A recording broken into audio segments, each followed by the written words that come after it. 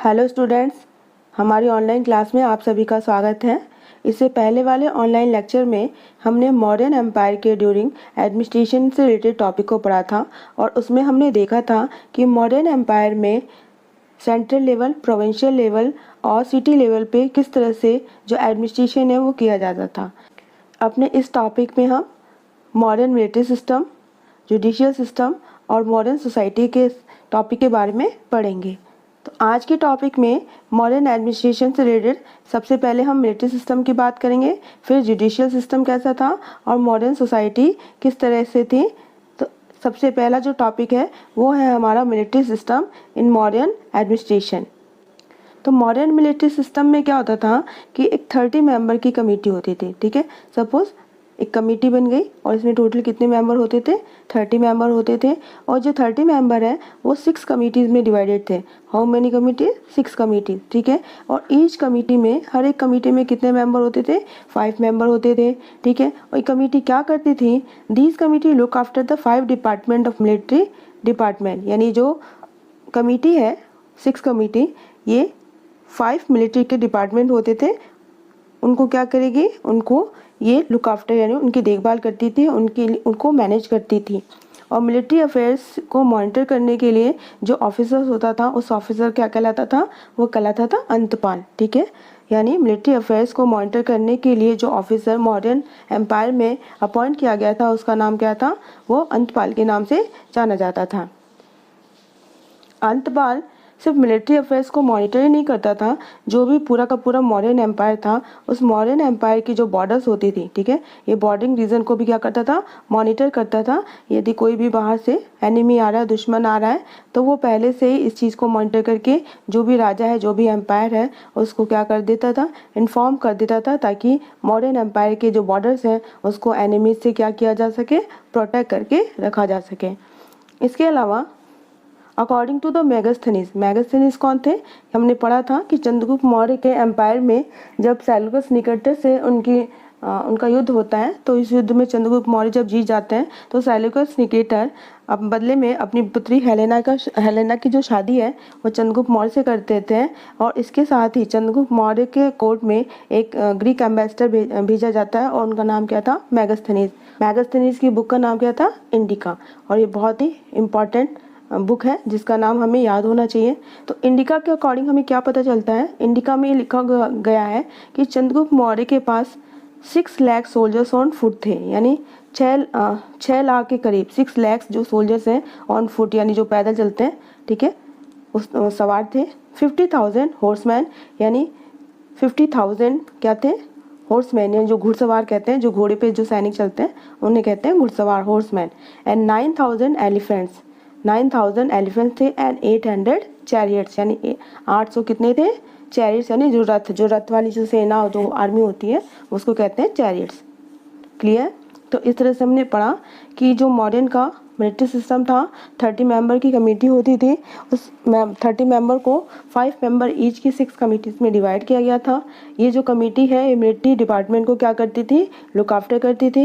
Military affairs को monitor करने के लिए जो ऑफिसर होता था उसका नाम क्या होता था? अंतपाल। इसके अलावा जो अंतपाल है वो मॉडर्न एम्पायर के बॉर्डरिंग रीजन को भी क्या करता था? मॉनिटर करता था। और मेगास्थनीज की इंडिका से हमें ये पता चलता है कि चंद्रगुप्त मौर्य के पास 6 लाख सोल्जर्स ऑन फुट, यानी जो पैदल चलते हैं, ठीक है, और 50,000 हॉर्समैन यानी घुड़सवार, और 9,000 एलिफेंट्स एंड 800 चैरियट्स थे। यानी चंद्रगुप्त मौर्य के पास, इससे हमें ये पता चलता है कि बहुत ही एक लार्ज और बहुत ही जो कहते हैं इक्विप्ड मिलिट्री थी।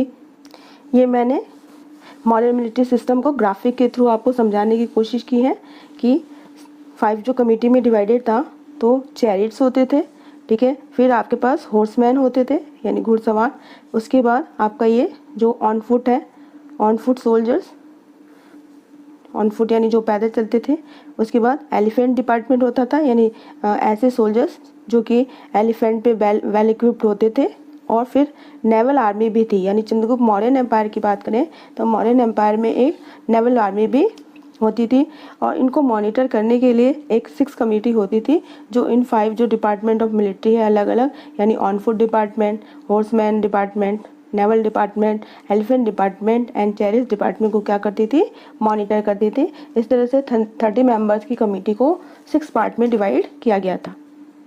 The next topic is modern judicial system. Judicial system मतलब जो न्यायिक व्यवस्था थी वो कैसी थी। जैसे आज हम बात करते हैं एट प्रेजेंट टाइम इंडिया का जुडिशियल सिस्टम क्या है, तो इंटीग्रेटेड है। Integrated judicial system means highest level पे कौन सा है, सुप्रीम कोर्ट है, उसके नीचे सेकंड पे हाई कोर्ट और जो स्टेट लेवल पे है, और यदि डिस्ट्रिक्ट या जो भी लोकल लेवल की बात करें तो वहाँ पे क्या है, डिस्ट्रिक्ट कोर्ट्स और जिनको कि लोकल कोर्ट्स भी कहते हैं। और ये इंटीग्रेटेड है। इंटीग्रेटेड मीन्स यदि डिस्ट्रिक्ट कोर्ट्स में कोई डिसीजन होता है किसी परस्यूट के अगेंस्ट में और उससे यदि हम सेटिस्फाई नहीं है तो we can appeal against that decision in the high court. फिर हाई कोर्ट के डिसीजन से भी यदि हम सेटिस्फाई नहीं है तो we can again appeal in the supreme court. That's why this judicial system is known as integrated judicial system. तो एट प्रेजेंट टाइम में जिस तरह से हमारे पास लोकल लेवल पे लोकल या डिस्ट्रिक्ट कोर्ट्स हैं और स्टेट लेवल पे हाई कोर्ट है और नेशनल लेवल पे सुप्रीम कोर्ट है, उसी तरह से मॉडर्न एम्पायर में जुडिशियल सिस्टम कैसा था, न्यायिक व्यवस्था कैसी थी, न्याय कैसे किया जाता था, ये इस टॉपिक में देखते हैं। तो सबसे पहले बात करते हैं सेंट्रल लेवल पे। तो सेंट्रल लेवल पे सेंट्रल कोर्ट होती थी, यानी जिस तरह से हमारे इंडियन लेवल पे नेशनल लेवल पे क्या है, सुप्रीम कोर्ट, उस तरह से सेंट्रल लेवल पे सेंट्रल कोर्ट होती थी। और ये सेंट्रल कोर्ट कहाँ पे थी, पाटलिपुत्र। पाटलिपुत्र मगध की क्या थी, कैपिटल थी। और मगध एम्पायर बहुत बड़ा महाजनपद था ड्यूरिंग द मॉडर्न एम्पायर। और जस्टिस यानी जो न्याय है वो कौन देता था, राजा। यानी राजा वहाँ का क्या होता था, सुप्रीम जस्टिस होता था। जैसे अभी हमारे सुप्रीम कोर्ट में चीफ जस्टिस होते हैं, उसी तरह से मॉडर्न एम्पायर में यदि सेंट्रल सुप्रीम कोर्ट की यानी सेंट्रल कोर्ट के जस्टिस की बात करें तो उस समय वहाँ पे चीफ जस्टिस कौन होगा, राजा होगा, किंग होगा। उस समय जो जिस समय जो भी राजा अपॉइंटेड होगा वो राजा उस कोर्ट का क्या होता था, चीफ जस्टिस। क्लियर। सेकंड, जैसे स्टेट लेवल की बात करते हैं तो स्टेट लेवल पे प्रेजेंट टाइम में हमारे पास क्या है, हाई कोर्ट। अब मॉडर्न एम्पायर की बात करते हैं तो मॉडर्न एम्पायर में क्या होते थे, द्रोणमुख कहलाती थी। यानी जनपद लेवल पे जो कोर्ट होती थी उनको कहते थे द्रोणमुख। ठीक है। और वहाँ का जो जस्टिस होता था, जो ऑफिसर होता था, जो न्याय करता था, उसको कहते थे व्यावहारिक महामात्य या सिटी मजिस्ट्रेट। क्लियर।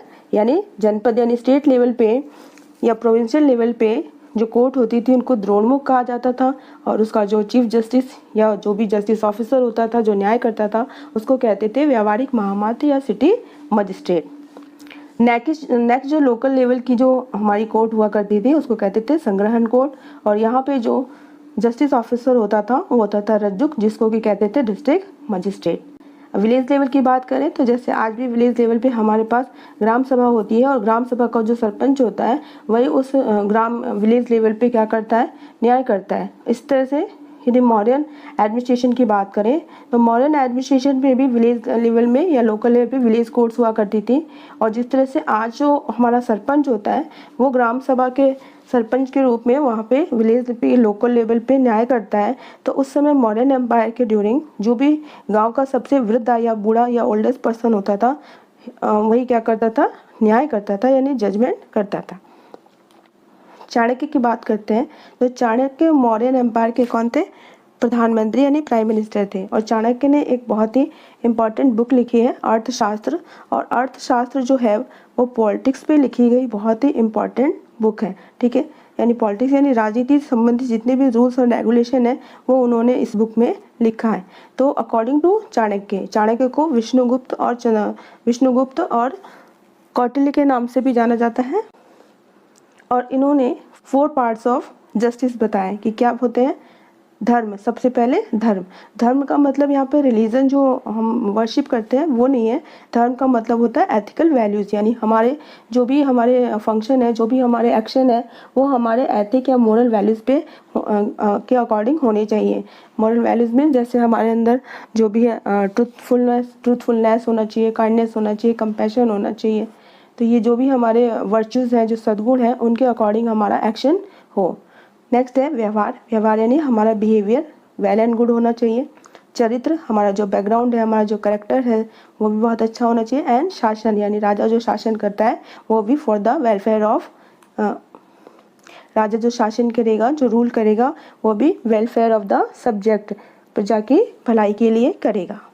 तो इस तरह से अकॉर्डिंग टू चाणक्य, उन्होंने जस्टिस के 4 पार्ट बताए, धर्म, व्यवहार, चरित्र एंड शासन। सेंट्रल लेवल पे सेंट्रल कोर्ट, जनपद लेवल पे द्रोण बुक, लोकल लेवल पे संग्रहण और विलेज लेवल पे हमने विलेज कोर्ट्स के बारे में पढ़ा। अब इसके अलावा भी क्या होता था कि ग्राम संघ और जो किंग की कोर्ट थी यानी राजा की कोर्ट थी उसकी तरह से यानी द्रोण मुख और जो संग्रहण है वो जो कोर्ट है वो कितने तरह की होती थी, देवर वर 2 टाइप, 2 तरह की होती थी। एक कहलाती धर्मस्थीय और दूसरा कहते थे Kantak Shodhanam. What was Dharmasthiya? These were civil courts. Civil courts का मतलब क्या है कि जैसे आज जो हमारे सिविल कोर्ट्स हैं तो थेफ्ट, रॉबरी, लूट, ठीक है, जिनको कि मौर्यन एम्पायर में कहा जाता था साहस, इससे रिलेटेड जो भी परसूट है वो धर्मस्थीय कोर्ट में किए जाते थे। और धर्मस्थीय कोर्ट या कंटक शोधनम कोर्ट 2 लेवल पे होती थी, एक जनपद लेवल पे और दूसरी लोकल लेवल पे, ठीक है, डिस्ट्रिक्ट लेवल पे। यानी जनपद लेवल की कोर्ट को क्या कहते थे, द्रोणमुख कहा जाता था, और जो लोकल लेवल की कोर्ट थी उसे क्या कहा जाता था, संग्रहण। तो द्रोणमुख और संग्रहण ये कोर्ट ऐसी थी जो 2 टाइप्स की थी, एक था धर्मस्थीय, दूसरा था कंटक शोधनम। तो इन दोनों को सिविल कोर्ट्स कहते थे। और थेफ्ट, रॉबरी, लूट, जिनको कि साहस कहा जाता था, इनसे रिलेटेड जो भी केसेस हैं वो इन कोर्ट्स में परस्यूट किए जाते थे, लाए जाते थे, उनका जजमेंट, उनका डिसीजन दिया जाता था। और केसेस एसोसिएटेड विद अब्यूजिंग यानी किसी के को अब्यूज़ करना, किसी की जो सम्मान है, किसी के लिए अपशब्द कहना, डिफेमेशन यानी किसी की सम्मान को हानि पहुंचाना, जिसको मानहानि का दावा कहते हैं आज के टाइम पे, एंड बीटिंग मारना पीटना, इनको कहा जाता था वाक पुरुष्या और दंड पुरुष्या। वर सॉल्व इन दीज कोर्ट्स। तो इन कोर्ट्स में इस तरह के जो अफेयर्स हैं, इस तरह के जो मैटर से रिलेटेड जो केसेस हैं उनको सॉल्व किया जाता था। अब सॉल्व करने के लिए यहाँ पे 3 जज होते थे, यानी जिनको धर्मास्था कहा जाता था। यानी धर्मस्थीय कोर्ट में है तो उनको किस नाम से जाना जाएगा, धर्मास्था। और 3 जजेस होते थे, और ये जो जजेस थे these were expert of religious and scriptures, यानी जो भी रिलीजियस और स्क्रिप्चर्स हैं उस समय के, उसमें ये एक्सपर्ट होने चाहिए थे। 3 धर्मास्था के अलावा जिनको कि व्यवहारिक मतलब जस्टिस ऑफिसर जो न्याय देता है, एंड 3 अमात्य, ठीक है, यानी 3 जज होते थे और इसी के साथ उनकी हेल्प के लिए 3 अमात्य होते थे, यानी 3 मिनिस्टर होते थे इन द धर्मस्थीय कोर्ट। अब हम बात करते हैं कि कंटक शोधनम कोर्ट क्या था कि 3 प्रदेष्टि मतलब जजेस, ठीक है, एंड 3 अमात्य 3 मिनिस्टर वर यूज टू जज dispute between the state and the concern person. यानी स्टेट यानी किसी भी मॉडर्न एम्पायर का कोई भी प्रोविंसेस है या कोई भी लोकल लेवल की प्लेस है और किसी पर्सन का यदि डिस्प्यूट्स हो जाता है उसके साथ, तो इनसे रिलेटेड यानी पर्सन और जो स्टेट से रिलेटेड डिस्प्यूट को सॉल्व करने का काम है वो कौन सी कोर्ट करती थी, कंटक शोधनम। क्लियर?